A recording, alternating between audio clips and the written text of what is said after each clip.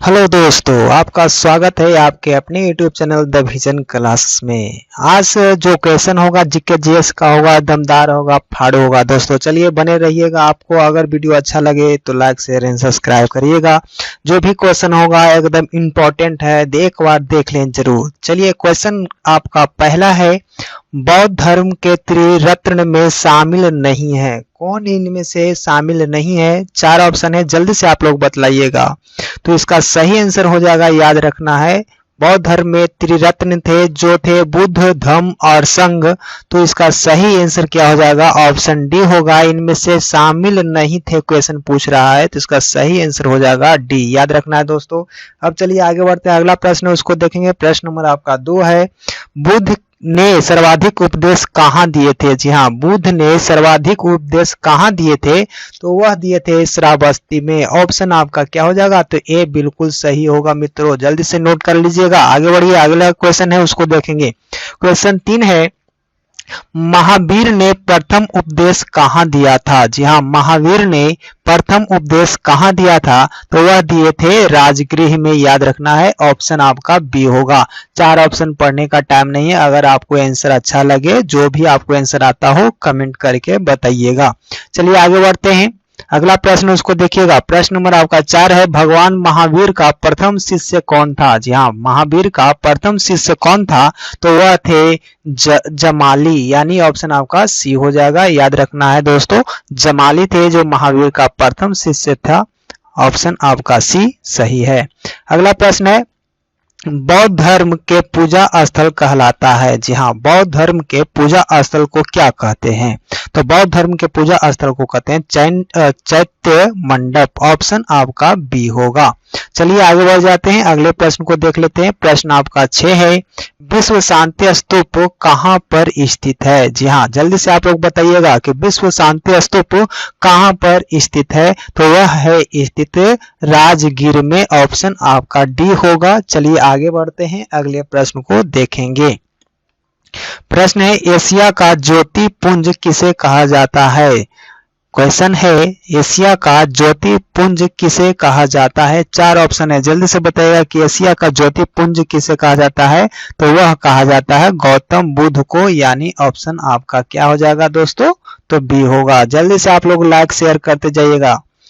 अगला प्रश्न है, जैन धर्म के 23वें तीर्थंकर कौन थे? जी हाँ, जैन धर्म के 23वें तीर्थंकर कौन थे? तो वह थे, याद रखिएगा, पार्श्वनाथ। याद रखिएगा, पार्श्वनाथ थे जो 23वें तीर्थंकर थे जैन धर्म के। अब चलिए अगला प्रश्न है उसको देखें। महावीर की मृत्यु किस स्थान पर हुई थी? महावीर की मृत्यु किस स्थान पर हुई थी? तो याद रखना है, इसका सही आंसर हो जाएगा पावापुरी। पुरी में महावीर का मृत्यु हो गई थी। अगला प्रश्न है उसको देखेंगे, ईसा मसीह को सूली पर किसने चढ़ाया था? जी हाँ, ईसा मसीह को सूली पर किसने चढ़ाया था? तो वह चढ़ाने वाला व्यक्ति था गवर्नर पोंटियस। याद रखिएगा, गवर्नर पोंटियस। ऑप्शन आपका ए हो जाएगा। चलिए आगे बढ़ते हैं, अगला प्रश्न को देखेंगे। प्रश्न नंबर आपका 11 हो जाएगा, मुद्रा राक्षस। जी हाँ, मुद्रा राक्षस नाटक के रचनाकार कौन है? मुद्रा राक्षस के नाटककार हैं, वह है, याद रखना है, विशाख दत्त, यानी कि ऑप्शन हो जाएगा डी, विशाख दत्त। आगे बढ़िए, अगला प्रश्न है, जयंत अवेस्ता किस धर्म की प्रमुख पुस्तक है? तो वह जो पुस्तक है, याद रखिएगा, पारसी धर्म की जयंत अवेस्ता जो पुस्तक है वह पारसी धर्म की प्रमुख पुस्तक है। ऑप्शन आपका हो जाएगा डी। चलिए आगे बढ़ते हैं, अगला प्रश्न को देखेंगे, ज्यादा टाइम नहीं लेंगे। पारसी धर्म के संस्थापक कौन थे? जी हाँ, पारसी जो धर्म है, याद रखिएगा, पारसी एक धर्म है, उसका संस्थापक कौन थे? तो वह थे आपको जरथुस्त्र। याद रखिएगा, जरथुस्त्र थे जो पारसी धर्म के संस्थापक थे। चलिए आगे बढ़ते हैं, अगला प्रश्न उसको देख लेंगे। कौटिल्य रचित अर्थशास्त्र किससे संबंधित है? कौटिल्य के द्वारा अर्थशास्त्र जो अर्थशास्त्र लिखा गया है वह किससे संबंधित है? राजनीतिक से, आर्थिक जीवन से, धार्मिक जीवन से या सामाजिक जीवन से? तो यह जो स्थित है याद रखिएगा राजनीतिक जीवन से संबंधित है। ऑप्शन आपका ए हो जाएगा कौटिल्य का अर्थशास्त्र राजनीति से है, वह रणनीतियां बनाया करते थे कौटिल्य। चलिए आगे बढ़ते हैं। अगला प्रश्न है जैन धर्म के वास्तविक संस्थापक कौन है? अब बतलाइए कि जैन धर्म के वास्तविक संस्थापक कौन है? तो इसका सही आंसर हो जाएगा महावीर हो जाएंगे। जैन धर्म के वास्तविक संस्थापक के रूप में महावीर को कहा जाता है। अगला प्रश्न है चंद्रगुप्त मौर्य की मृत्यु कहाँ हुई थी? जी हाँ, चंद्रगुप्त की जो मृत्यु हुआ था वह कहाँ पर हुआ था, किस जगह पर हुआ था? तो उस जगह का नाम था श्रवणबेलगोला, यानी कि ऑप्शन आपका हो जाएगा ए। याद रखना है श्रवणबेलगोला में चंद्रगुप्त मौर्य की मृत्यु हो गई थी। अगला प्रश्न है कि 16वां महाजनपदों की सूची उपलब्ध है। 16 महाजनपदों की सूची उपलब्ध कहाँ पर है? ये आपको बतलाना है। इसका सही आंसर क्या होगा आपको बताना है। जल्दी से आप लोग बताइएगा कि 17 नंबर प्रश्न का आंसर क्या हो जाएगा? तो वह हो जाएगा ऑप्शन डी। याद रखिएगा अंगुत्तर निकाय में यह जो आपका है 16 जनपदों की सूची उपलब्ध है। ऑप्शन आपका क्या हो जाएगा? डी हो जाएगा जी। अगला प्रश्न उसको देखेंगे। प्रश्न नंबर आपका 18 है गीता का अंग्रेजी में अनुवाद किसने किया था? जी हाँ, गीता का अनुवाद अंग्रेजी में किसने किया था? तो वह कौन था? तो वह था विल्किंस। ऑप्शन आपका क्या हो जाएगा? तो बी हो जाएगा। याद रखना है मित्रों। आगे बढ़िए। अगला प्रश्न है मौर्य वंश का संस्थापक कौन था? जी हाँ, मौर्य वंश का संस्थापक कौन था? चंद्रगुप्त मौर्य था, घनानंद, बिंबिसार या अजातशत्रु? तो जल्दी से आप लोग बताइएगा कि मौर्य वंश के संस्थापक कौन था? तो चंद्रगुप्त मौर्य था। ऑप्शन आपका ए हो जाएगा। याद रखना है। अगला प्रश्न है उसको देख लेंगे। भारत का मैकियावेली किसे कहा जाता है? याद रखिएगा मैकियावेली किसका? तो भारत का मैकियावेली कहा जाता है वह है चाणक्य, यानी ऑप्शन आपका डी हो जाएगा। चलिए आगे बढ़ते हैं। अगला प्रश्न है गौतम बुद्ध अपना उपदेश किस भाषा में दिया था? याद रखिएगा गौतम बुद्ध जो थे अपना उपदेश किस भाषा में दिए थे? तो वह भाषा थी पाली। ऑप्शन आपका हो जाएगा ए। याद रखना है पाली भाषा में गौतम बुद्ध ने अपना उपदेश दिए थे। चलिए आगे बढ़ते हैं। अगला प्रश्न है प्रथम बौद्ध संगति कहाँ पर की गई थी? प्रथम बौद्ध संगति कहाँ पर की गई थी? तो वह जो संगति की गई थी राजगीर में की गई थी। आप लोग जानते होंगे कि राजगीर में आपका प्रथम बौद्ध संगति हुआ था। ऑप्शन आपका ए हो जाएगा दोस्तों। चलिए आगे बढ़ते हैं। अगला प्रश्न है जैन धर्म के त्रिरत्न कौन थे? याद रखिएगा जैन धर्म के त्रिरत्न कौन थे या कौन है? तो इसका सही आंसर हो जाएगा ऑप्शन आपको सभी, सम्यक दर्शन, सम्यक ज्ञान और सम्यक आचरण तीनों आपका सही आंसर है, इसीलिए आपका ऑप्शन डी होगा उपयुक्त में से सभी। चलिए अगला प्रश्न है उसको देखिएगा। कल्पसूत्र के लेखक कौन है? कल्पसूत्र के लेखक कौन है? तो इसका सही आंसर होगा भद्रबाहु। ऑप्शन आपका क्या होगा? ए हो जाएगा। कल्पसूत्र के लेखक जो हैं भद्रबाहु हैं। अगला प्रश्न है उसको देखिएगा। मेगास्थनीज की पुस्तक का नाम क्या था? याद रखिएगा मेगास्थनीज की पुस्तक का नाम क्या है, यानी कि क्या नाम था मेगास्थनीज के पुस्तक का? तो इसका सही आंसर होगा इंडिका। मेगास्थनीज का जो पुस्तक लॉन्च हुआ था वह इंडिका नाम से लॉन्च हुआ था। ऑप्शन आपका डी होगा। याद रखना है। चलिए आगे बढ़ जाते हैं। अगला प्रश्न उसको देखिएगा। प्रथम जैन सभा पाटलिपुत्र के अध्यक्ष कौन थे? पाटलिपुत्रा में जो प्रथम जैन सभा हुआ था उसका अध्यक्ष कौन थे? तो उसका अध्यक्ष थे स्थूलभद्र, यानी कि ऑप्शन आपका बी हो जाएगा मित्रों। चलिए आगे बढ़ते हैं। अगला प्रश्न उसको देखेंगे। सिकंदर ने भारत पर आक्रमण कब किया था?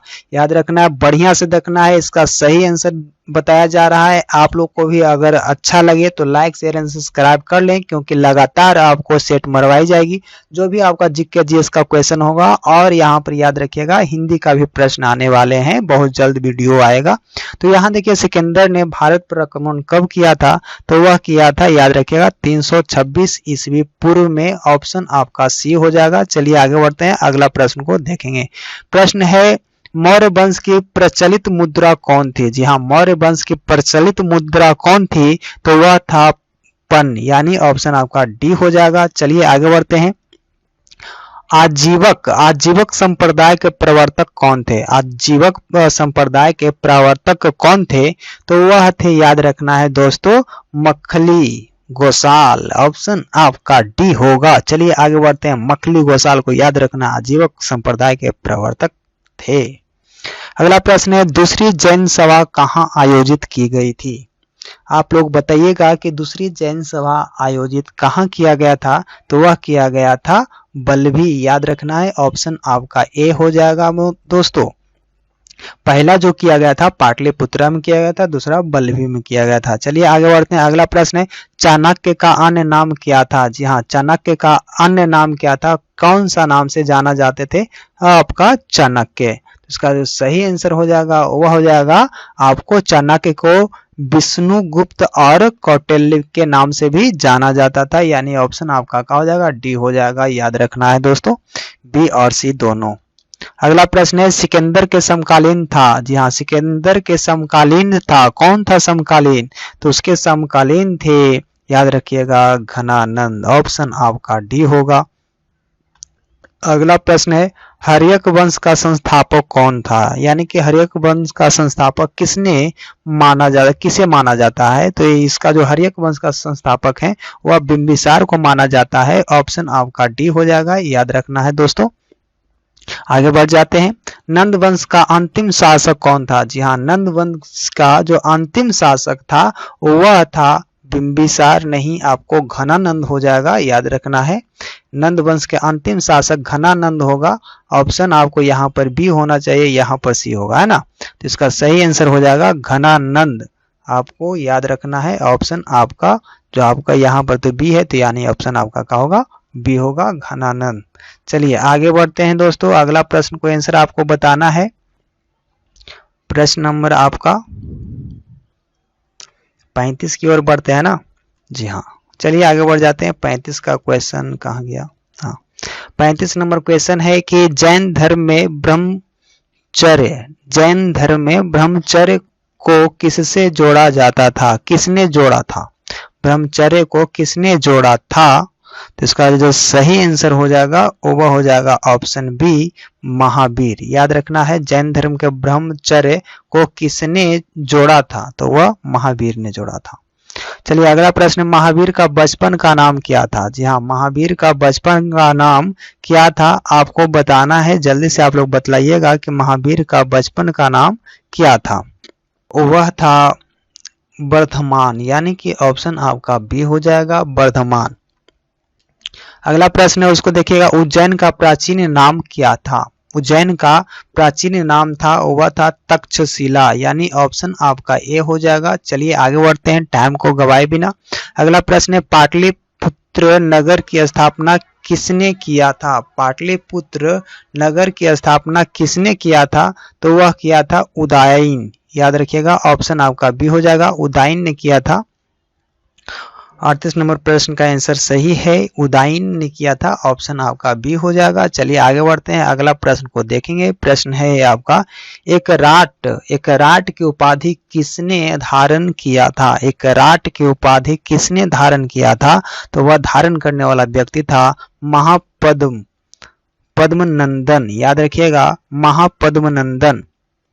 चलिए आगे बढ़ते हैं, अगले प्रश्न को देखेंगे। प्रश्न नंबर आपका 40 है, भारत पर सर्वप्रथम आक्रमण किसने किया था? तो भारत पर सर्वप्रथम आक्रमण जो किया था उस व्यक्ति का नाम था डेरियस प्रथम, यानी कि आपका ऑप्शन ए हो जाएगा, डेरियस प्रथम ने भारत पर सर्वप्रथम आक्रमण किया था। चलिए आगे बढ़ते हैं, आगे की क्वेश्चन है, हिजरी संवत कब प्रारंभ हुआ था? हिजरी संवत कब प्रारंभ हुआ था? तो वह प्रारंभ हुआ था 622 ईस्वी में। ऑप्शन आपका ए बिल्कुल सही होगा। अगला प्रश्न है, उसको देखेंगे, सिकंदर के गुरु कौन थे? जी हाँ, ये तो आप लोग जानते हैं, बच्चा जानता है कि सिकंदर का गुरु कौन है। तो इसका सही गुरु जो है अरस्तु हैं, जिनको एरिस्टोटल के नाम से भी जाना जाता है। ऑप्शन आपका सी होगा। अगला प्रश्न है, बुद्ध के पुनर्जन्म पर आधारित कथा है। बुद्ध के पुनर्जन्म पर आधारित कथा कौन सी है? तो उस कथा का नाम है जातक। ऑप्शन आपका हो जाएगा डी, याद रखिएगा। अगला प्रश्न है, उसको देखेंगे, अंग महाजनपद की राजधानी कहाँ है? अंग महाजनपद की राजधानी कहाँ है? तो वह चंपा में है, याद रखिएगा। ऑप्शन आपका बी हो जाएगा। चलिए दोस्तों आगे बढ़ते हैं, ऑप्शन बी के साथ हम लोग आगे बढ़ेंगे। अगला प्रश्न है उसको देखें, प्रथम बौद्ध संगति की अध्यक्षता किसने की थी? तो प्रथम बौद्ध संगति की अध्यक्षता जो करने वाला व्यक्ति थे वह थे महाकश्यप, यानी कि ऑप्शन आपका बी बिल्कुल सही होगा मित्रों। अगला प्रश्न है उसको देखेंगे, प्रश्न नंबर आपका 46 है कि मगध की प्रथम राजधानी कहाँ थी? मगध की प्रथम राजधानी कहाँ थी? तो वह थी गिरिब्रज, यानी कि राजगीर में। ये कौन भूल सकता है राजगीर को। अगला प्रश्न है, त्रिपिटक धर्म ग्रंथ है? जी हाँ, त्रिपिटक धर्म ग्रंथ है, किस धर्म का है? जैनों का है, बौद्धों का है, सिखों का या हिंदुओं का है? तो त्रिपिटक है वह बौद्धों का है, आपका धर्म ग्रंथ, यानी कि आपका ऑप्शन हो जाएगा बी। अगला प्रश्न है उसको देखेंगे, अष्टाध्यायी किसकी प्रसिद्ध कृति है?